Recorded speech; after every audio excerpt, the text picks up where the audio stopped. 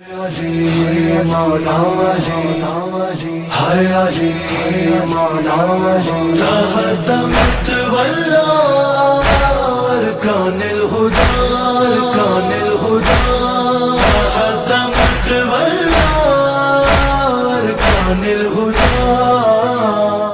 اعوذ باللہ من الشیطان الرجیم بسم اللہ الرحمن الرحیم.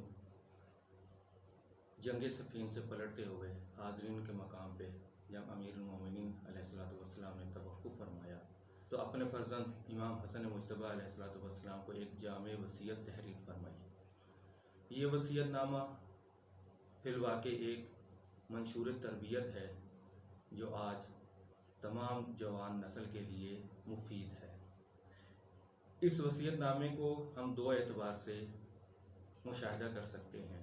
ایک تو یہ کہ ہمارے مولا ہم سے کیا چاہتے ہیں اور ہمارے لیے تربیت کے کون سے اصول مشخص فرماتے ہیں. اگرچہ کہ یہ ظاہری طور پہ امام حسن کو خطاب کیا گیا ہے لیکن یہ تمام امت کے لیے ایک بہترین منشور ہے.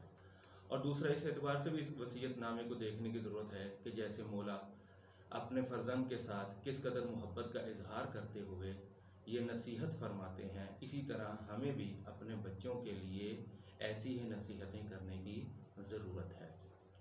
اس وصیت کا آغاز اور اپنی موت کی طرف تیاری کو بیان کرتے ہوئے اپنے فرزند کے لیے بیان فرماتے ہیں کہ میں یہ وصیت آپ کے لیے کیوں بیان کر رہا ہوں.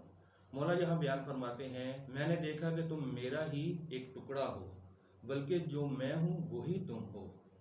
یہاں تک کہ تم پر اگر کوئی آفت آئے تو گویا مجھ پر آئی ہے، اگر تمہیں موت آئے تو گویا مجھ پر موت آئی ہے. اس لیے مجھے تمہارا اتنا ہی خیال ہے جتنا کہ مجھے اپنا خیال ہے.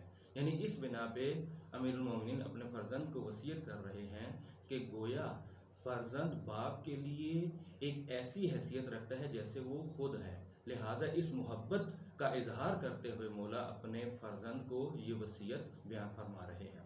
اور اس وصیت کا آغاز مولا امیر المومنین تربیت کے مراحل تہذیب نفس اور خودسازی سے بیان فرماتے ہیں. اور سب سے پہلے بیان فرماتے ہیں فَإِنِّي أُوصِيكَ بِتَقْوَى اللَّهِ، یعنی میں آپ کو اللہ کے تقوی کی وصیت کرتا ہوں کہ تقوی الہی اختیار کریں، گناہوں سے بچیں، خدا کی پرواہ کریں. ایسا نہ ہو کہ خدا کا ہونا اور نہ ہونا ہمارے لیے برابر ہو جائے. اور بیان فرماتے ہیں کہ اللہ سے ڈرتے رہیں اور اس کے احکامات کی پیروی کریں اور اس کے ذکر سے دلوں کو آباد کریں، چونکہ مومن کا دل خدا کا گھر ہے اور خدا کے گھر میں غیر خدا کو جگہ نہ دیں اور اسی کی رسی کو مضبوطی سے تھامے رہیں. اور روایات میں آیا ہے کہ اللہ کی رسی سے مراد رسول اللہ ہیں، ائمہ معصومین ہیں، اور بعض روایات میں خود امیر المومنین کو اللہ کی رسی کہا گیا ہے. اور بیان فرماتے ہیں کہ تمہارے اور اللہ کے درمیان جو تعلق ہے اس سے مضبوط تعلق کوئی ہو بھی کیا سکتا ہے. یہ انتہائی خوبصورت مطلب ہے جس کی طرف امیر المومنین اشارہ فرما رہے ہیں کہ انسان کا تعلق جیسا خدا کے ساتھ ہے ایسا تعلق اور کسی کے ساتھ بھی نہیں ہو سکتا.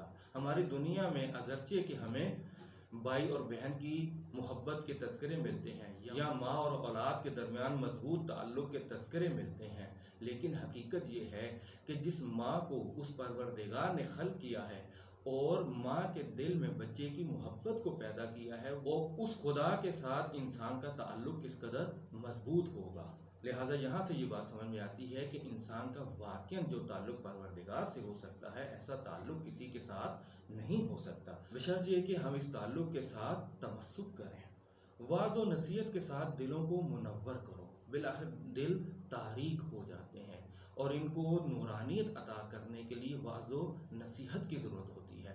اور واعظ و نصیحت کے لیے قرآن کی آیات ہیں یا ائمہ معصومین کے اقوال ہیں یا علماء باعمل کے اقوال ہیں یا حتیٰ مومنین نیک اور صالح مومنین کے جو جملات ہیں وہ انسان کے لیے واعظ و نصیحت کا اثر رکھتے ہیں اور وہ دلوں کی نورانیت کا باعث بنتے ہیں.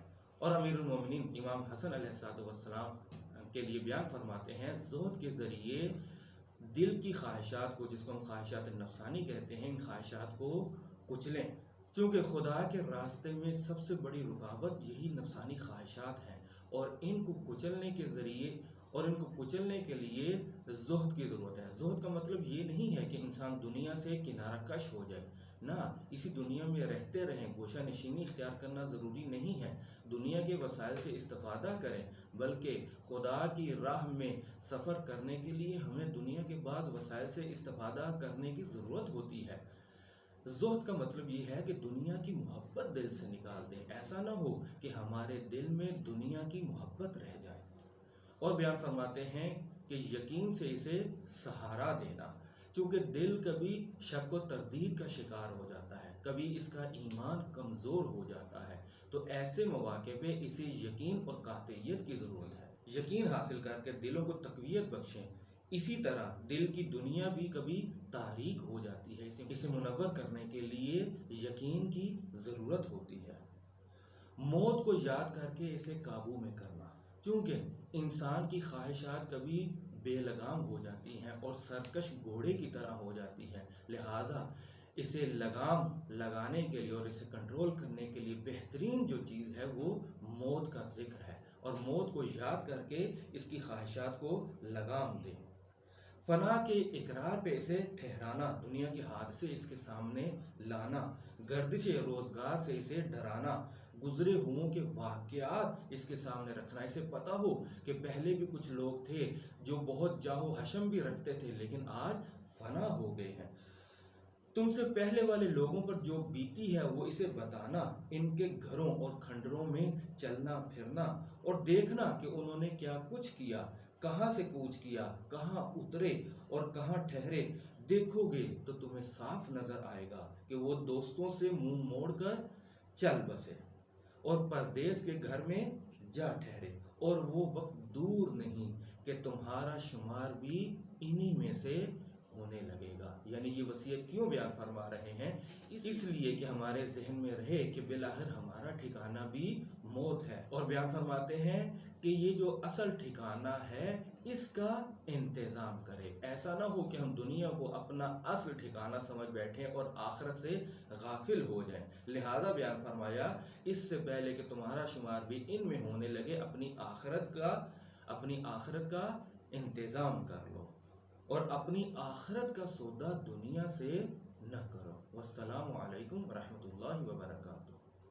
علی مولا علی ہے علی مولا علی تقدمت والله أركان الهدى أركان الهدى تقدمت والله أركان الهدى